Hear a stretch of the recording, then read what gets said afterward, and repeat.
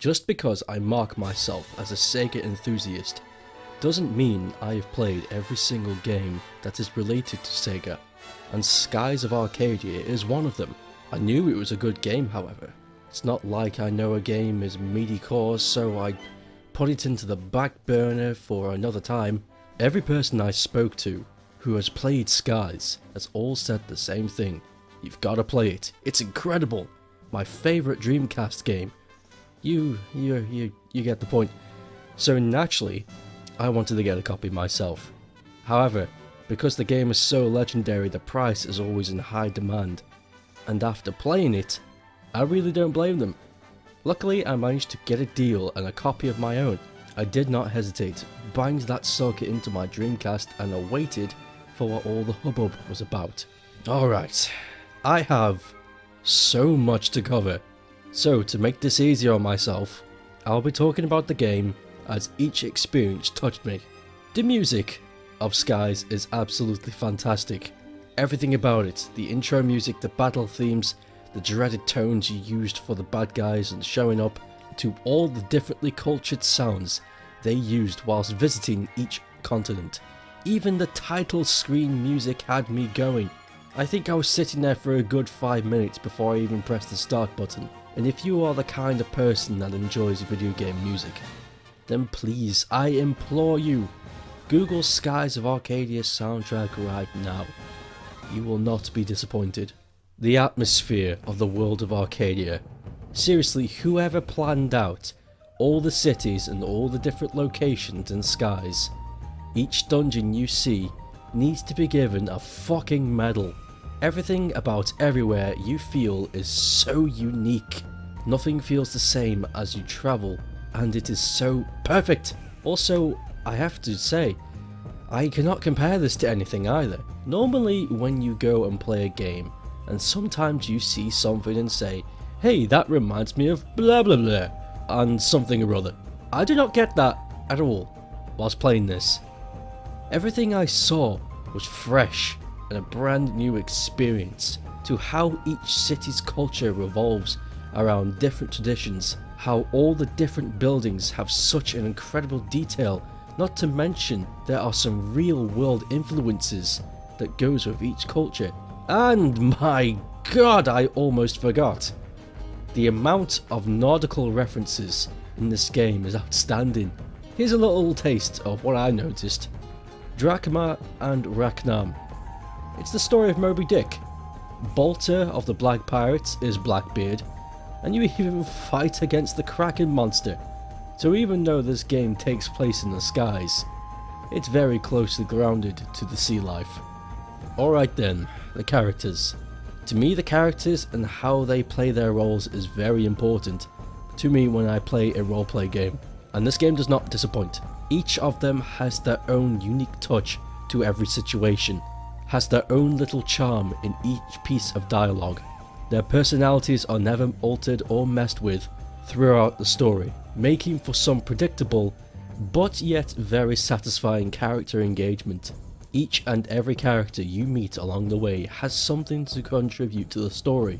There was never a moment where I felt like I was wasting my time talking to some random townsfolk or main characters. They all have their own motives for pursuing their own goals, and sometimes they coincide with your quest, making for some very lengthy and sometimes drama-filled scenes between characters.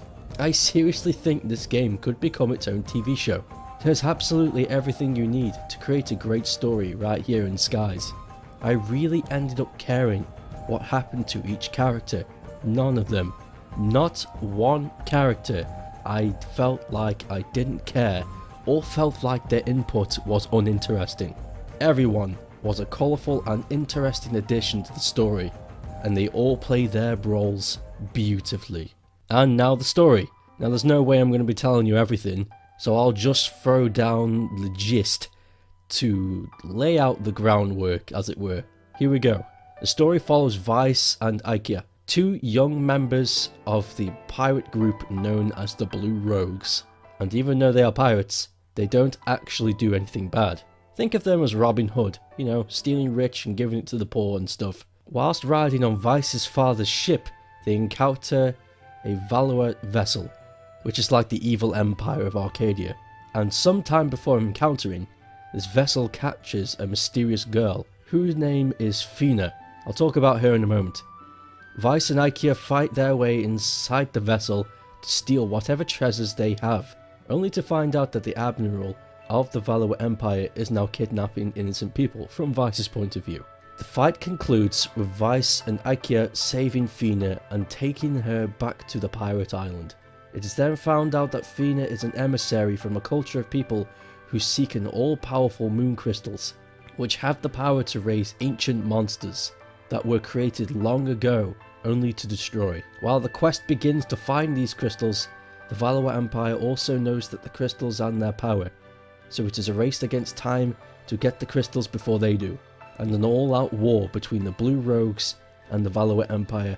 Now obviously I'm not telling you everything, that seems way too simple for a game of this scale, and you are right, but I'm not going to spoil it. It's better if you find out for yourself, and believe me, the story alone is enough to warrant some investigation. It's perfect, and very epic.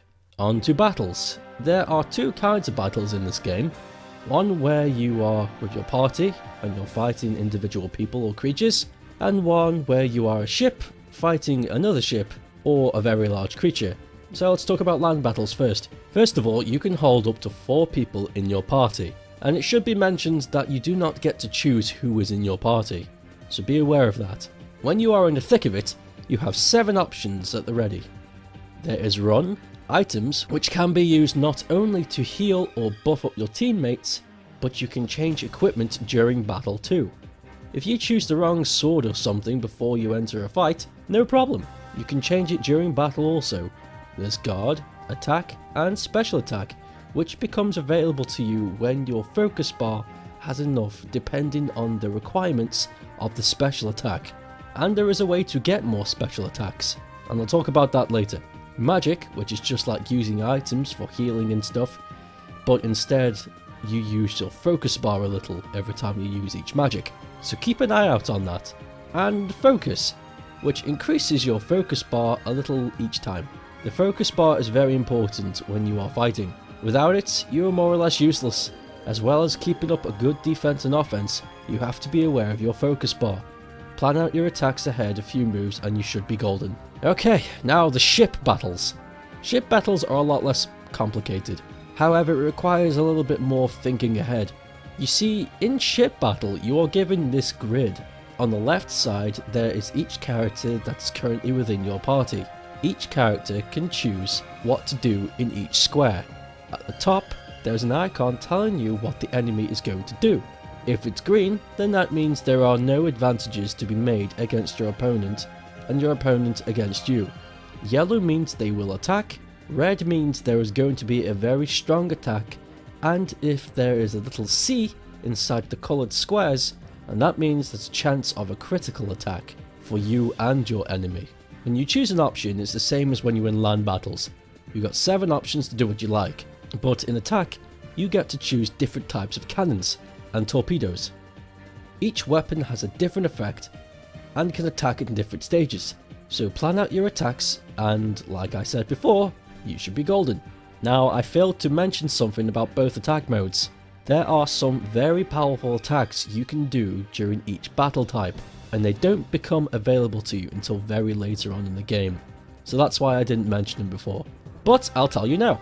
In land battles, when you become a captain and you own your own ship, an 8th option appears and you have 2 choices within the 8th option. You have Prophecy, which is just a huge attack that devastates everything you throw at it, and there is Blue Rogue's attack, and depending on how many crew members you have, the stronger it gets, becoming the strongest move in your arsenal, not only damaging your opponents, but giving your entire party an instant refill of their health. Very, very handy in a tight situation. However, to use these attacks, your focus bar must be completely full, and as for the ship battles, at some point you'll become in possession of a very powerful weapon attached to your ship, although you do not need a full focus bar to use it. It can only be used when a full advantage can be made, but lucky for you, the grid tells you when you can use your big beefy weapon. In short, these things are badass and they are well worth using when you can.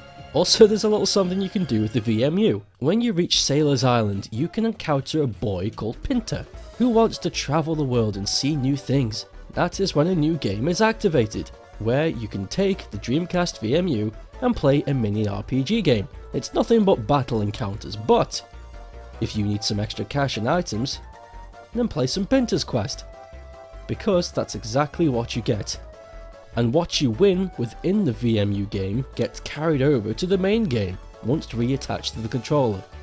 Unfortunately, this feature is not available on the GameCube version, so yeah, sorry Nintendo fans. And it's all well and good knowing about these battles, but how does one get into these battles?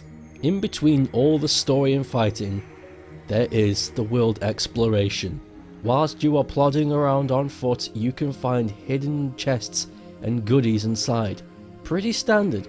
Talk to all kinds of people, gain new crew members, and make a deal with some shopkeepers. Plus, it's important to talk to as many folks as you can, because you never know if they can help you make some easy money along the way.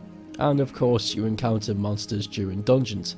Whilst you're on board a ship, you can fly around the skies looking for new lands and visit different discoveries to make. The more discoveries you make, the more money you make. You can visit the Guildmaster and he'll give you cash for each discovery that you make. So it's well worth just flying around and getting lost from time to time, just to make a little extra dough. But it is important to explore as much as you can. Plus, it's well worth exploring because the map becomes a little bit more clear the more you discover.